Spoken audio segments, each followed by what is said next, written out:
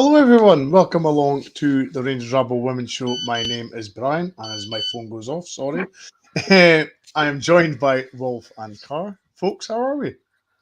Yeah, good, good. Nice to be back. Hi Bryan. It's been far too long since we've done one of these, so yeah, it's good to be here talking about the positive side of Rangers Football Club for a change. Absolutely, yeah. I mean, Carr, to be fair, it's been pretty much raining goals for the women, isn't it? I mean, they're doing no bad, are they? Especially now that it's got like a few injured players back that are contributing again. We just seem to be on a roll. All the young ones have gone back out on loan to different clubs, so it's nice to get them all back and a few goals, and we keep going. Absolutely, absolutely. Pete, how are you doing? And Paul, as always, Paul, how are we? Nice to see you along. Wolf, as Carr's saying, it's all pretty much positive on the women's side. Injuries are receding. There's been maybe one or two hiccups in this season with a part game 1-0, but apart from that, it's been very positive, isn't it? I mean, it's all about winning. I mean, apart from the one draw, we've been doing relatively well, and as you say, we're scoring a frightening amount of goals. I mean, we had Montrose, which we are not sure if we talked about it in the last pod, so we'll talk about it tonight very, very briefly. I mean, Montrose was a walk in the park, which, when you consider that at the weekend they got a 3-3 draw with Hearts, it was a better result than it probably seemed at the time, because it was 13 going on, probably double that. I would say their goalkeeper was the man of the match. I thought she was fantastic on the day. But I mean, the women are scoring a lot of goals, not really letting many in. I mean, we're letting a bit of a shocker against Hearts, but we'll get to that. But yeah, it's all very, very positive. Don't want to jinx anything, but it's quite positive at the minute. Absolutely. And speaking of the Montrose game, Carr, I think I predicted. Used to predict. I think all you guys predicted 11. I went 10. I think I went one under, and we ended up going 12. So I was kind of surprised, Carr, that we got over the sort of predicted sort of scores that we did.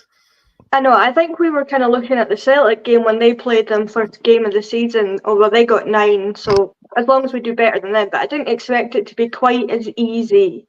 Although, as Will said, their goalkeeper had like a tremendous game, and she seems to be one of the best players for them, I'd argue. So it's not much more we could have done, but probably could have scored a few more goals. But that's being a bit arrogant, saying we played as well as we did, scored as many as we did, but we could have done more. But that's just what we expect, isn't it? Yeah, absolutely. And Wolf is Villanucci cosplay says the defense has been very good this season. I think they've maybe conceded 2 goals, maybe 3 at a push. They've certainly been a lot more settled this season defensive wise, haven't they? It's been okay. I wouldn't say they've been rock solid. I mean, we've had a few kind of scary moments at the back. I mean, we're always particularly when Jenna's in goal, with the greatest respect to her, we're always looking for a mistake. But at the end of the day, as long as you're scoring more than the opponent, you're going to win games. And we're not really conceding a lot of goals, but in the league that we're in, with the strength of the other teams, okay, Hearts and Hibs, and to a certain extent Aberdeen are stronger than they were last season. But we shouldn't really be losing a lot of goals to other teams. We shouldn't really be losing a lot of goals to Glasgow City and Celtic either, to be fair. But yeah, we're not doing too badly at the back. But the encouraging thing for me is, as we've touched on, we're scoring an awful lot of goals. We're scoring different goals, and it's different players. But we're not relying on one person to score goals. I mean, Rio Hardy's come in; she can't stop scoring goals. Kirsty Howitt got Player of the Month for September because she can't stop scoring goals. The young team don't score ordinary goals. I mean, Mia McCauley's impressing me more and more the more I see her, and the goals that her finishing is tremendous. Her finishing is brilliant. I mean, I know I'm kind of jumping ahead, but I mean, even my captain scored an absolute screamer. Okay, she's not one of the young team, but even she scored an absolute screamer on Sunday. You know what I mean? Which I'm sure her dad will have a go at me for, because when we scored a dozen at Montrose, I went, "What's happening here? All these goals, your daughter didn't get any of them." So I'm sure he'll have a dig at me if he sees me on Sunday. Absolutely. And hello, Sid, watching all the way from Toronto. Thank you very much. Much appreciated. Hope you're enjoying the show. So, yeah, Rio Hardy got 4 goals against Montrose. He is certainly standing out for me over the recent games as the sort of, not linchpin, maybe a bit harsh, but she's very important going forward to this team. Yeah, we need to keep her fit, and maybe if in the lesser games, all right, Yep. potentially against Hibs, get her a few goals and then just take her off, give her a bit of a rest because we're going to need her fit for the Celtic game. Like her and Rachel Rowe, I'd say are definitely 2 that we need absolutely fit and firing for the Celtic game. But she's just outstanding. Like she could definitely play at a higher level than us, to be honest, and she has. I'd argue down in England in the Championship and that. But we're so lucky to have her, and it's whether we're going to be able to keep hold of her for a couple of years, because I think a few teams in the WSL will be looking at her going, well, we need a goal scorer. She can do that. We'll try and take her. But her and Rachel Rowe, I'd argue, have been 2 of the best signings that we've made in the summer. And Joe's done fantastic with bringing them in, and the system that Joe's implemented to the whole team, it's working with the front 2, and that 10 in behind is working really well for everyone. I'd say the back 3 was a bit of a struggle for them to get used to, and I think that's why we have lost a few goals, just because they've been a bit unsure, and then Kathy had the mask on, which I think didn't help. Because since she's taken that off, she played really well at the weekend without the mask on. So I think that's helped quite a lot. So I'd argue that they're getting to grips with it now. And now that Chelsea and Brogan and that are all back fit, we're definitely going to be on to a winner, I think, if we just keep them all fit. Because that's Sarah Ewan's out injured again. We don't know what's going on with her. So we're just struggling a bit at the moment. But we've got plenty of spares in behind. Absolutely. And I suppose it'd be remiss of us to mention bans from the team. Car. I mean, I must admit, I really didn't hear much about her or knew much before she signed. But by Joe, what a player she is! I know, I didn't know much about her either. And then I think, I don't know if it was on this pod or like the other pod that I do, I said, well, she hasn't scored any goals yet. So I was a bit kind of worried about that. And then she was on the pitch for about 3 minutes and she'd scored like an absolute peach of a goal. So that made me shut my mouth a little bit. But incredibly technical, very good pace. Just looks like she's going to be a really good player. But I'm trying not to fall in love with her because she's a lone player. And we know the trials and tribulations of that, Wilf. Fall in love with players, they leave and then you're left high and dry. But it was a good performance against Montrose, 12-0. As I say, I predicted 10. I think sure all you guys predicted 11, so we weren't far off the mark. Yeah, I mean, it was always going to be a few, and as I said earlier, the fact that Montrose have got, have come on to a couple of more decent results tells you how good the result it was for us. But I mean, touching on Libby Bance, I mean, she was on the park. I don't even think it was 3 minutes, and she scored, and it was an absolute screamer. It really was. It was a great goal, And as I said earlier on, Bryan, it's good that we're getting goals from all over the place. We've got defenders scoring goals, we've got midfield players scoring goals, we've got subs coming on scoring goals. And it's not just against Montrose. I mean, with goals all over the place against Hearts and against Hamilton at the weekend, which we'll come to. And as Carl said, the defence is getting more used to the back 3, the system that Joe wants to play.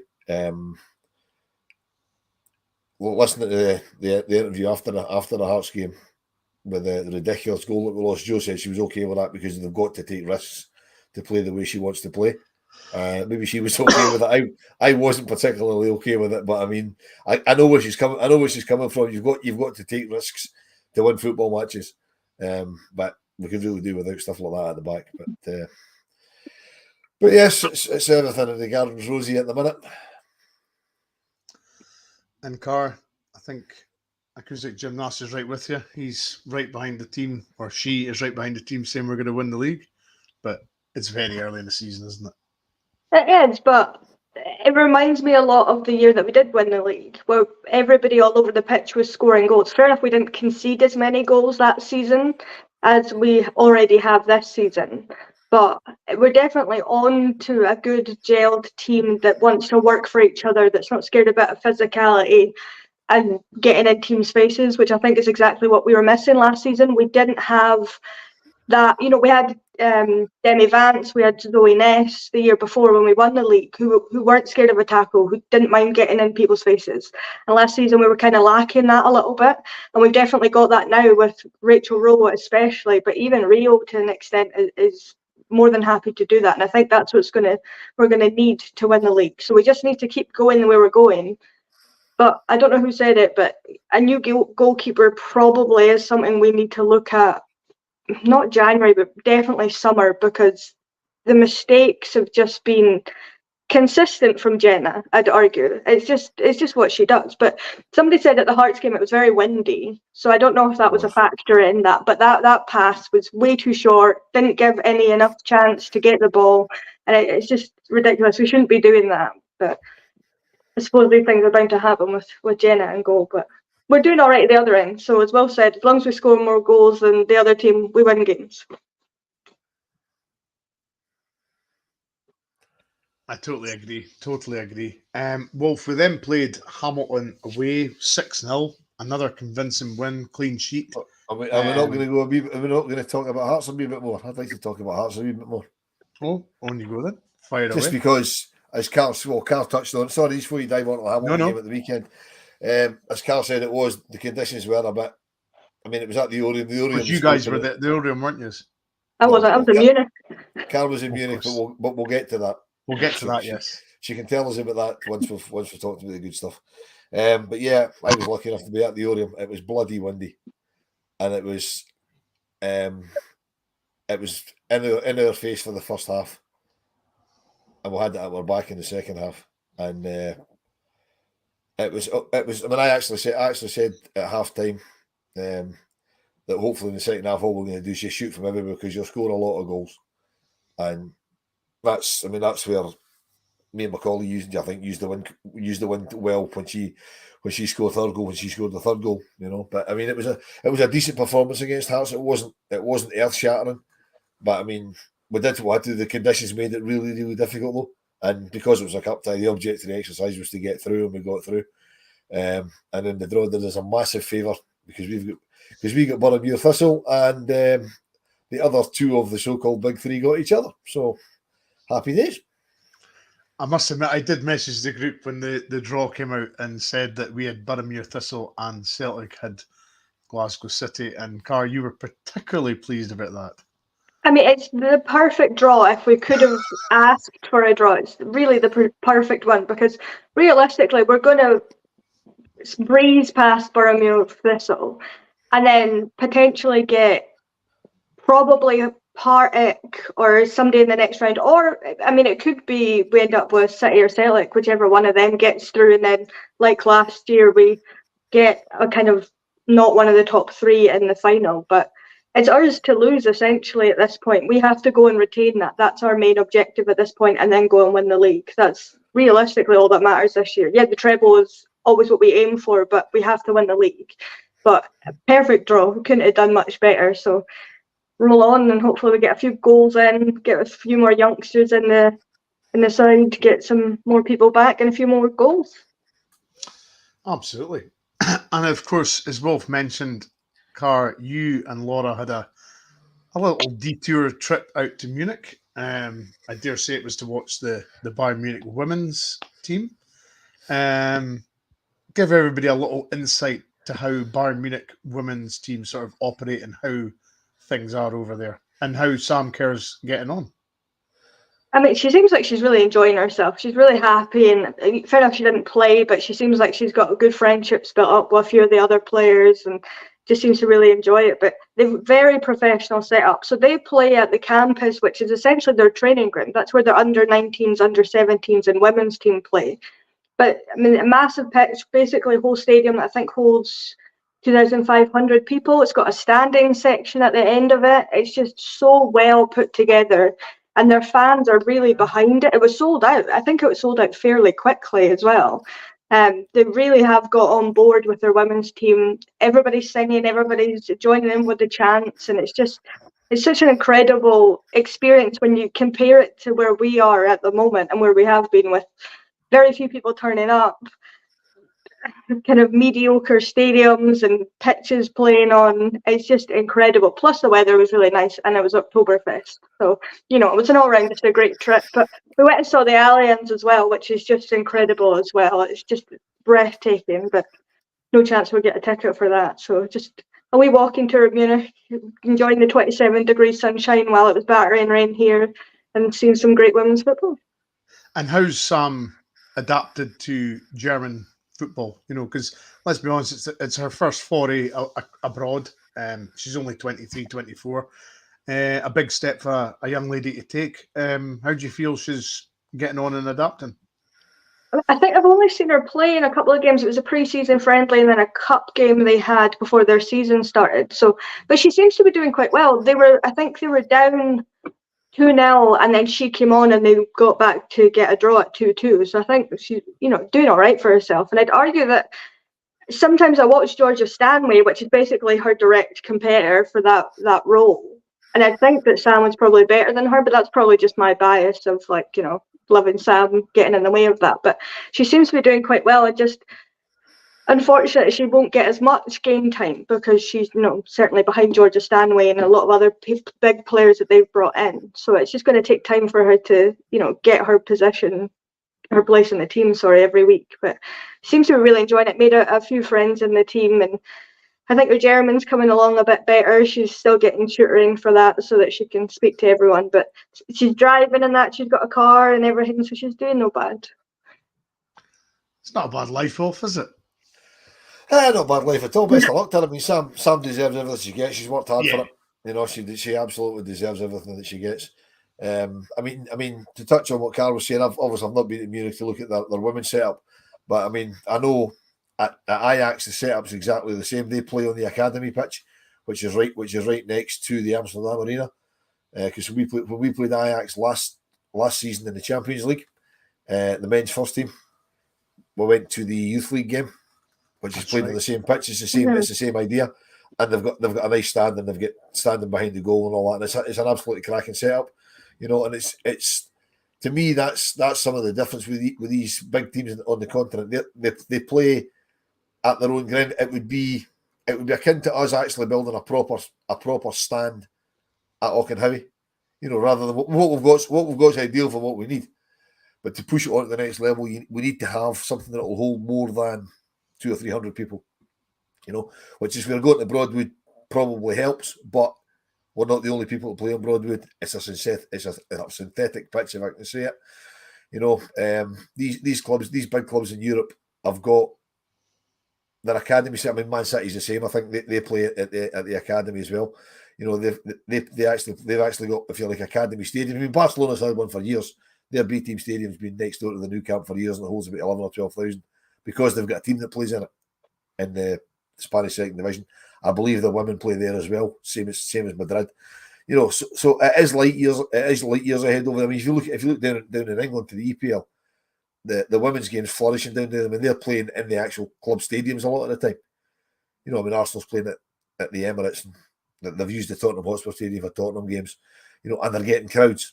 I mean, we play Hibs at Ibrox on Sunday, and I'm sure we'll get a couple of thousand there, which is a step in the right direction, and it's better than a normal game. I mean, we were at the Oriam against Hearts last week, and the Oriam holds, I don't know what the Oriam holds, 200 or something, if that, maybe, and that was quite curious as well, because Hearts put out a tweet on the morning of the game saying that the online tickets were sold out, but you could pay at the gate.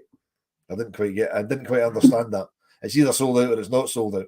You know what I mean? Must be in Edinburgh, I think.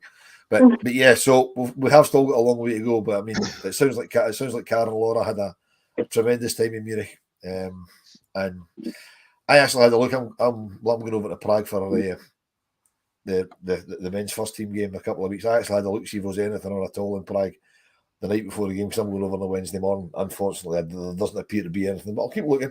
So if anybody knows if there's any women's football in Prague on that week, give me a shout, because I can't find any. It would be nice just to see what it's like out there. Absolutely.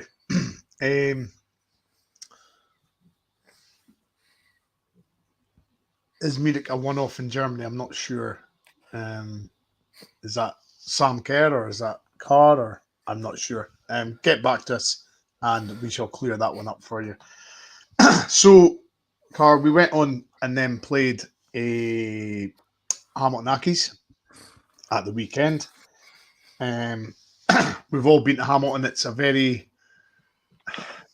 funny place, Hamilton. I think there's only sort of two big stands, one sort of little one, and then not a stand behind the goal. So it's a funny setup. But the first goal, was it a surprise it took 20 minutes for the first goal? No, because we had opportunities. We were putting balls into the area and we just couldn't really get much to come off. But they were doing quite well. Their goalie, who we trained for a number of years, she played a really good game. She made a couple of good saves, but we just couldn't really get anything to come off. But then the first goal was an own goal, and there was a couple of own goals, and I'd argue that even maybe Kirsty Howitt's goal later on comes off the defender, so potentially we only actually scored 2 outright goals of our own. But if you put them in the right area, they'll go in occasionally. So it was good that we were doing that, especially Rachel Rowe was getting out wide and crossing it in. Jodie McCleary was doing the same thing, and she had a really good game as well. So it was weird though, because they segregated us. They put us in the Spice of Life stand, as it's called, which is the one behind the goal, which is very bizarre. I don't know why they wouldn't just want everybody in the main stand so it looks better on the camera. I don't really know why that happened, but they had a lot of kids clubs there. I think they gave away a few tickets to. There was an Australian kids club there, which is class to see, but it was just a bit bizarre. But Hamilton's a weird setup, but they seem to be doing all right for themselves. And 2 of their best players, which are actually our players, couldn't play. So I think that's why they struggled a little bit. True. Overhill's asking, just meant in terms of support and facilities for the women's game car. So, over in Bayern, is it light years ahead of sort of what we're used to? Oh, it's massive. I mean, their game coming up, they're playing at the Allianz, and I think they've sold 15,000 tickets for it so far. So there's definitely a demand and a growing support for them there. But I think the way they've got it all set up, it makes people want to go because it is an enjoyable night out. It's not a case of, you're just going to the football. And the football is incredibly good too. I know the football for us is really good here, but it's a step above us as well. So it's definitely just something people go to. And then all the team come out and they stand for an hour and a half after the game, meeting the fans, signing things, giving them wee autographed pictures after the game and stuff. So they just got everything really figured out. And, they can grow from there. I think they could probably build another stand at the stadium to get more fans in. But even the opposition fans that were there, they had their own section. They had flags and ultras and singing and everything as well. It's just so far ahead of where we are at the moment in Scotland. And of course, let's be honest, Brian. Right, football in Germany's light years ahead of Scotland anyway. It is, yeah. I mean, football in Germany's fabulous. I know Overhill's initial question was, is Munich a one-off in Germany? I don't know much about the women's game in Germany, but I know it's not a one-off because I keep an eye on what Union Berlin do, and I know they've got a fairly decent setup for the women's team. You see things on their social medias and stuff, and they sell bucket loads of tickets for games. They get decent crowds. Imagine Leipzig, we get decent crowds. Dortmund. So I think it's just generally done better. And to be fair, the quality of football is better as well. And the whole German football experience is better. So if they can even get half of that into the women's game, then it would be a cracking day out. Yeah, and I think as well, it'd be remiss of us not to mention Wolfsburg, who regularly compete for Champions League awards every season. It's a team that not necessarily a household name in the men's league, but certainly in the women's league, they are an elite team car, aren't they? Yeah, I mean, definitely. I think most of the German teams are fully professional, full-time, all paid very good money, doing really well over there. And it's not even just in Germany. I'd say most of kind of mainland Europe are doing all right for themselves in terms of the women's football with Barcelona and, all these other big teams that have really pushed their women's team and put a lot of resources into it to make it what it is. And that's why so many English, Spanish players and that will go over there to grow because it is so well done. And I think that's just a case of we're just not there yet. And I think it's going to take a good 10, 15 years to even get a quarter of the way of where they are at the moment. But it just takes us constantly pushing it and trying to get it into people's heads. Come and have a watch, see if you like it. And if you do, then great. Absolutely. Brian, Aldo's point there spot on as well. That I know he's been flippant saying, Germany, you get beer in the stands, but it's not just that; it's an entire day out over there. I mean, football's always been like that. I mean, I'll always remember what I went to. I don't know, about a lifetime ago. I went to a pre-season game when we played. We played somebody pre-season. I can't remember who it was. One of these German kind of not big teams in Germany. And as I'm walking out, there's a German walking back down the stands with two beers and two burgers at the end of the game. So they make a day of it. Whereas in Scotland, if the game's finished, you get told to leave the ground. Thanks very much. We're going home. Yeah. So it's a whole day out there, and that's how they treat it. They treat it like a day out. Mm-hmm. So it's not just the 90 minutes on the pitch. It's the whole experience. And I would imagine the women's game will be exactly the same, because they'll just try and transplant it in, and it's just done differently. So it's quite difficult to compare it. But as Carl says, we're getting better here, but we still need to do an awful lot more, to promote the game. When I go back to what I've said long and weary about the women's game, they don't even promote the games they're putting on the telly. I mean, we've got a Sky Sports Cup with no games on Sky, which is ridiculous to start with. We've got games coming up. I'm sure Sky will push the games they've got coming up, but there's games this weekend on the BBC. I bet nobody knows what they are. I mean, I know our game with Hibs was originally supposed to be on the BBC. Is it still on the BBC because kick-off time's changed? I've got no idea. You know what I mean? Yeah. And I suppose as well, the whole German experience car, if you've got a match ticket, you get free public transport. So bus, train, however you want to get to the station. I'm 99% sure that if you've got a German ticket, you get free public transport. Yeah, they had shuttle buses from two of the kind of big stations that I think if you had a ticket you could get to. But we stayed in a hotel fairly close to the campus just because it was easier that way. So we just walked, and it was actually, because it was so hot, it was so nice on the way back, so it was kind of cooler to just like walk back. But they do everything right there. I'd argue, like the public transport. If you buy an all-day ticket, you can get the train, the tram, the bus, and you don't need to worry about it. You just get on. You don't need to worry about it as long as you've got a ticket. They've just got just everything to do with Germany seems to be a hell of a lot better than Scotland. And it kind of, I don't really want to come back, to be honest, but Rangers are here, so. Absolutely. And Wolf, we'll go back to the Hamilton game. Cathy Hill got second. I wouldn't say it was bundled in, but it was a good finish from close range. I think it was from a corner. So, that's, Cathy up and running, one of the centre halves. Yeah, well, that's all you want. That's what centre halves are up there for. That's why you push them up for set plays to score goals. And I would say it probably was bundled in, but I mean, it went in. That's all that matters, And then obviously the third one was an own goal as well. Well, I mean, it was. Was it a cross sort of, and it deflected off the player into the goal? Would that be fair? Yeah, I think that if I would say the first one, I think if I remember it in the right order, I think the first one she miscontrolled the first one. She went to control it, bounced off her foot and went in. Yeah, and then the second own goal, so her third goal, she couldn't really do a lot about it. The ball just kind of hit off her and it went. And as Carl says, you could argue that Kirsty Howitt's goal was an own goal as well, because it was a shot that was probably on target. So we'll give her the benefit of the doubt and say it was on target, but it took a deflection by the keeper. But as somebody pointed out in the comments, the keeper had a great save. We hit the post twice. I mean, it could have been an awful lot more than it was. Absolutely.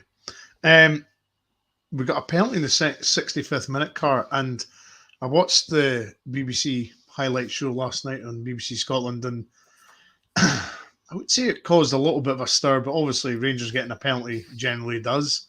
To me, it hit the player's hand regardless. The player's hand was slightly away from her body, but as you know in football now, if it hits your hand, it's a penalty. Simple as that, isn't it? Are people actually arguing that it shouldn't have been a penalty?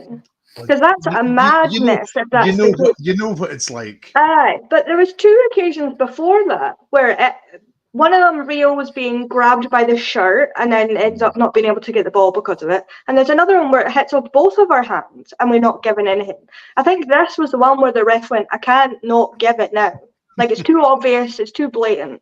So, I mean, it's mental if people are saying that's not a penalty. Hits over hand in the box, it's a penalty. That's just how penalties work. And we weren't sure if Kirsty was going to take it or if Rio was going to take it, but Kirsty went and got the ball. Rio was already standing at the spot to take it. Cool as you like, does what she does and slots it home. So, I mean, I'm very happy with it, but that's mental if people are saying that's not a penalty. It's just the controversy, Wolf, when that 3 words come up, isn't it? Penalty to Rangers. No controversy. She handled it. No, I know. Simple. But there's always they're always trying to find a way of how could it have happened and how did they get the penalty? It was a penalty, and as Carl says, Rio just stepped up and it was never in doubt. I mean, as soon as she grabbed the ball, put the ball on the spot, she's going to score. You know what I mean? It's just simple as that. She doesn't miss it.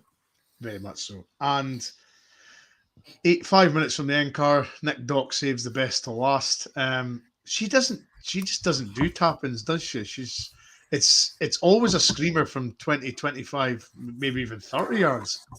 Yeah, I don't know. She doesn't score very often, but whenever she does, it seems to be very long range on her weaker foot as well.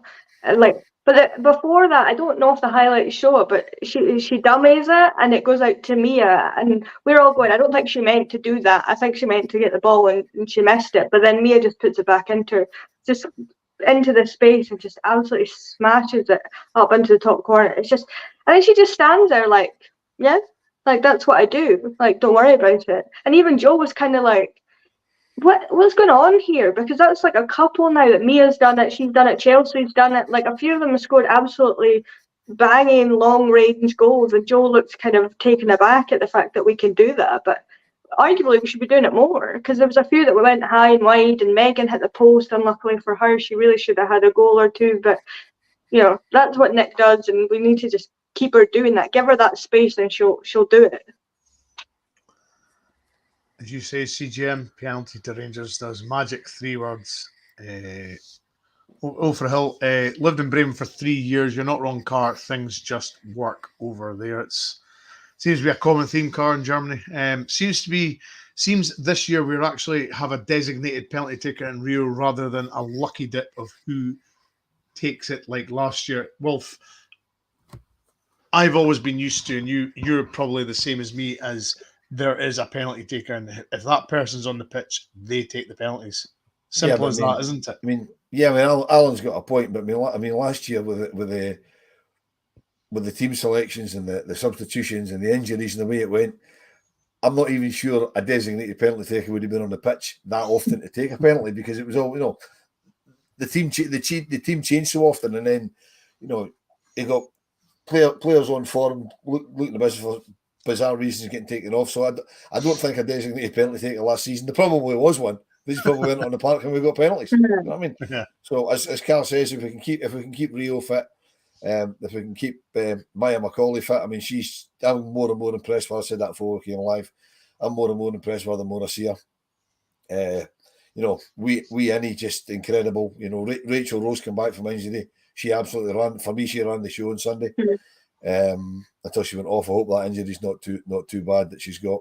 She was sitting with ice on the back of her leg, so hopefully she's not too bad. But I mean, it's very encouraging, and we just need to keep knocking. We just need to keep knocking over the teams in front of us until we get to the big games, the games that are probably going to decide the title. And we've got one of them coming up very, very soon when we travel to Airdrie to play that other lot. So yeah, let's just take care of Hibs on Sunday.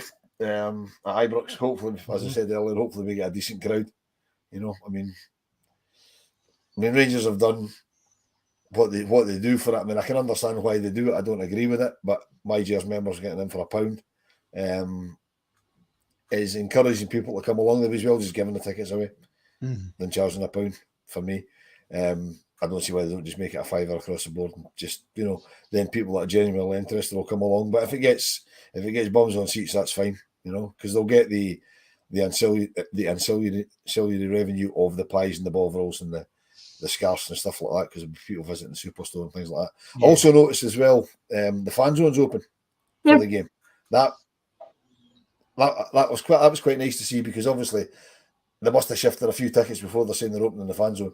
Yeah, you know, which will encourage more people to go along. Hopefully, you know, it's a great opportunity if anybody is thinking about going along, it's a great opportunity to take your kids along, experience Ibrox when it's not raucous, it's not 40, 50,000 people, half of them rocking about with language like I usually use, all that sort of stuff. It's a much more family orientated atmosphere, would we say? Absolutely. Paul, Rio didn't have her best game, but she was there or thereabouts. And then Captain Dot with a great strike, goal of the season contender. And I was wanting to speak about Rachel Rowe Carr. First time I'd sort of seen her, close up in that game against Hamilton, and very much hard-working midfielder, sort of number 8, number 10 sort of player. Very, very creative and quite selfless, isn't she? Yeah, I think Laura had said in the pre-season games when we won the City Glasgow Cup or whatever it was called, she's the kind of player that comes on or is on and she'll grab the game by the scruff of the neck. And just everybody around her then goes up a level because they don't want to be the one that seemed to not be doing what everyone else is doing. So she's kind of getting everyone around her to put that extra yard in, do that extra tackle that's needed done or whatever it is, play that better pass or whatever needs done. But she's so pivotal to what we need. And I think we noticed that when she was out injured, that when we didn't have Megan, when we didn't have her, we were kind of struggling a little bit. And that's kind of what we could have needed her against Partick. I think we would have had a better result had she been playing that game, just because we would have had a bit more intensity in that game. But she's just incredible, and I just hope we can keep her fit for a start and then keep her, because I think she's going to be really instrumental in us winning anything this season. Yeah, absolutely. And Wilf, you're quite correct. Rangers are playing Hibs on Sunday at 1 p.m. It's on BBC I'm glad of that because I'm heading down for the game, so I'm quite glad I'm right about that. But it's on BBC Sports Scotland, so I would imagine that will be on the website. Yeah. For people that aren't aware. That's what it was originally supposed to be on anyway, but I wasn't sure when they moved the venue and the kickoff thing whether. But again, you've had to look that up. They should be telling you that should be more prominent. And there's other games on as well that we should just know they're there. If there's a men's team game on of any of the top league clubs, you know about it. But the women's games, you've got to go looking for it. You shouldn't have to do that. Yeah. So, folks, if you want to watch the Rangers Hibs game and find it is on the BBC Sport website, and just find the women's football section. It'll be under there. Glasgow City go away to Aberdeen, Carr, and then Celtic are away to Partick. Do you see any form of upsets in those 3 games? I don't think so. I think City will very comfortably beat Aberdeen. I don't really see any issue there. Potentially Partick might get something out of that game just because they seem to be doing really well at the moment. I think Megan Cunningham apparently had like a player of the match game against Hibs. Yeah, she apparently was one of the best players like on the park that day, which for Partick they've done incredibly well this season. I think they brought in a few big names from Motherwell and Montrose and Aberdeen and that, and they've really bolstered the squad that way, and they seem to be, doing quite well. And Jenna Ferguson, who's obviously on loan from us at them, seems to be doing quite well. So I think they're absolutely flying at the moment, so potentially there could be something there, but against Celtic, you never really know, because I didn't expect them to beat Glasgow City, but obviously getting a red card and what happened in that game, they kind of had a bit of an easier go at it than we did. But it's going to come down to us, them, and City beating each other to win this league. I don't think it's going to be a situation where last year where it's going to come down to goal difference and, hoping in the last couple of games of the season. I think it's going to be, somebody's either going to run away with it or come last game against each other, that's when it'll be won. But I think it should be pretty straightforward. All 3 of us will probably win. Yeah, fair to say. And Wolf, the league table stands as Celtic on 27 points from 9, Rangers on 25 from 9, Glasgow City on 22. Goal differences are very variable. Celtic have got plus 43, we're plus 39, Glasgow City plus 24. 9 games in, do you take anything from those sort of stats as in the amount of goals, the results that the 3 teams have taken against each other? Is there anything to take from that, or is it just a case of it's far too early to say? Well, still a long way to go. I mean, Glasgow City sitting in the third, a few, 5 points behind Celtic, I think it is, because obviously they drew with us and they lost to Celtic. So I mean, for Glasgow City, they've played the other two big teams and have got 1 point.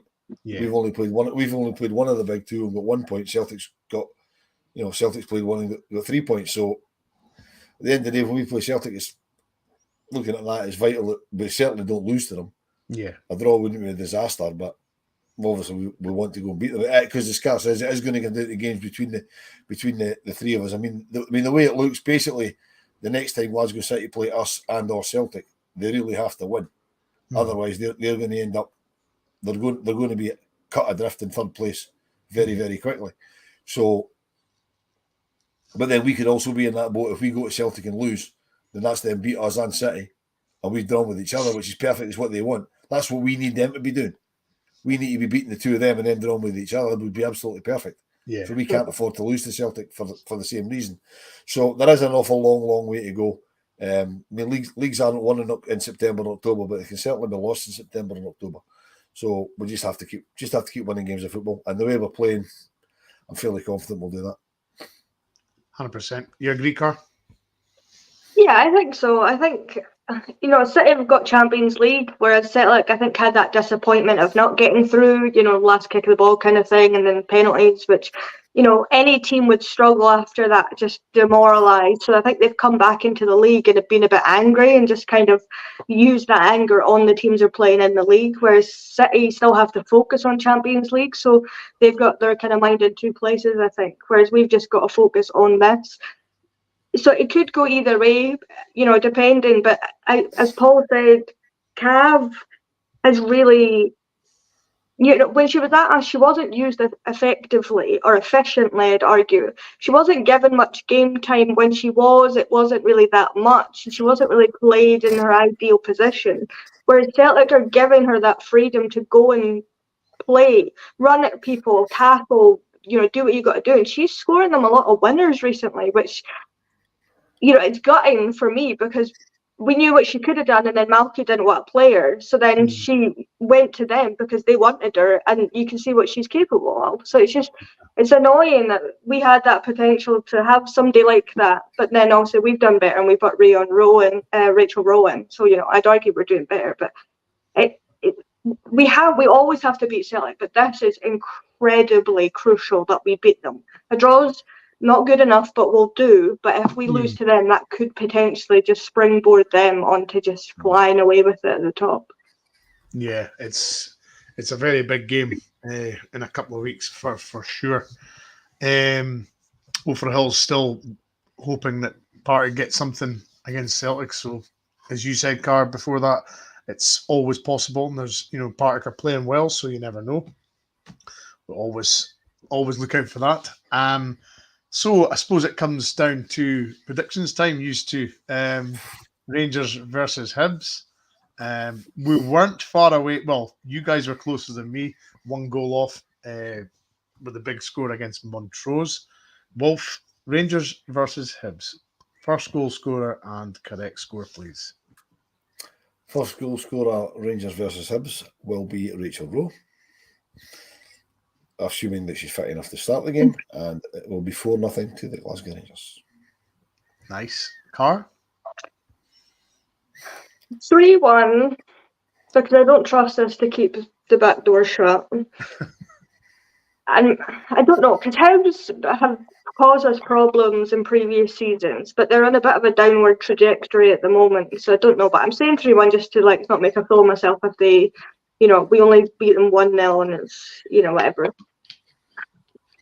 Laura Barrow won't be back because she's away on international duty with the 17s. Probably, I'll say Rio will be first goal scorer. Fair enough. And I'll go one better than Wilf. I'll say 5-0 to Glasgow Rangers, and I would say Kirsty Howard, because you both eliminated the other two likely goal scorers, so I'll go with the number 9, and hopefully Kirsty comes up trumps. Paul's going 4-0 with Rio, so Not a bad shout either. But there we go, folks. We shall hopefully be back. I think work schedules and just folk being on holidays and everything just caught up with us. So because the men's team have got a hiatus, Wolf, we shall hopefully be concentrating more on the ladies over the next couple of weeks. Well, there's no reason we can't go live again beginning of next week and pull the Hibs game to bits as long as Cara and Laura are available. Laura's obviously putting on apologies for tonight because she's got she's otherwise indisposed with uni work and stuff like that. You know, far too clever for me that. You know, far too clever for me that. But yeah, I mean, there's no reason we can't do these more frequently if the work schedule's permitting. Obviously, I mean it's But yeah, let's just keep it going. I mean, everybody watching, fantastic numbers watching.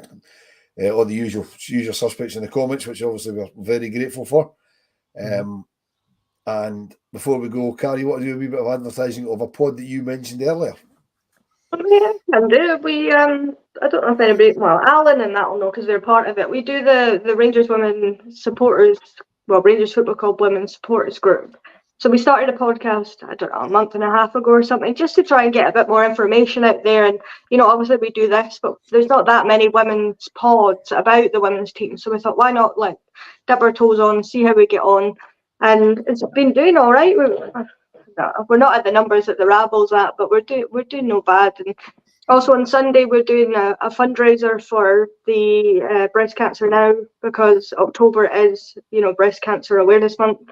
So we're doing a Wear a Pink event. So if you're in GF4, just wear a pink t-shirt or a pink cap or something, you know, get a bit of knowledge out there. But we've hit our target, so we're not really looking for any more donations. But if anybody wants to, they can find it on the Facebook or the Twitter account and they can donate if they want. Yeah, I forgot it was Wear Pink Day on Sunday. That causes me a problem. I'll solve that. I think Demi's got a pink scarf. I might just take that with me. But yeah, if I can squeeze it my Rangers Charity Foundation pink shirt, I might see if I can get into it. I'll see. There you go. Cara, this is probably for you. Do we need a pit bull in midfield for the bigger games? From Paul. And I'm assuming he's meaning a bit of a Graham Souness type sort of midfielder in the sense that they'll put their weight around in the midfield. I mean, I'd argue that Kirsty's not so much a pit bull, but she's so technically gifted and she can hold most players off that I'd argue that she does a pretty good job in the midfield. But then especially with Megan Bell back as well, she's really good at that kind of not letting people pass kind of thing. We've got Tess back now, Chelsea's back, Brogan out wide and that. So I guess it depends where you class a midfield as. I'm not a tactician, so I always think that the number 10 role is kind of in the midfield, but it's in the in-between. But I say that Rachel Rowe's kind of in that position as well, that she can drop deep and do that kind of stuff as well, but also get forward. So I think we're doing okay at the moment with who we've signed to, you know, we're not soft as we were last season, you know, at the back and in midfield and at the front, I'd argue, with the signings that we made last year compared to the signings we've made this year. Yeah, I mean, Wolf, it's, you know, we're 8 games in. I think it's fair to make comparisons for, you know, the team this season and the team last season. What's the biggest plus and biggest positives that you see from last season to this season? Well, the biggest positive for me is the young players that are coming through and doing well. I mean, the fact that Joe's happy to play them. Joe's got no problem playing, you know, playing Kirsty McLean, playing Mia McCauley, you know, starting these players, you know. Kayla Jardins had some game time, you know what I mean? And stuff like that. I mean, even some of the players that have gone out on loan now, you know, they've had minutes for us before they've gone away. That to me is a massive, massive plus. And obviously bringing in players of the quality of, you know, Rio Hardy, you know, Rachel Rowe. I mean, these are quality football players that we're very, very lucky to have. And as Carl says, I've no doubt we're paying them a few quid, but they could probably get better offers going into the women's Premiership or even the Championship, you know, in England, because there's a lot of money floats about down there because of the TV deals they've got and the crowds that they get and things like that. We're very lucky. But to me, the best signing we've made, or the biggest change that we've made, is bringing in Joe Potter. Yeah. I mean, Joe Potter has been massive for the way we play. You know, I mean, as she said herself after that goal we lost against Hearts, we lost it taking a risk, and I don't mind that. I don't mind the team taking a risk as long as they learn from the mistakes they make, and they're still scoring lots of goals. And the football's pretty good to watch as well, you know. She doesn't just make substitutions for making substitutions sake. You know, I mean, there's been games where she's made material changes at half time. I noticed watching the game on Sunday, about halfway through the first half, she swapped the wingers over. You know, I mentioned that in the group chat. You know, I mean, that's something Malky would never have done.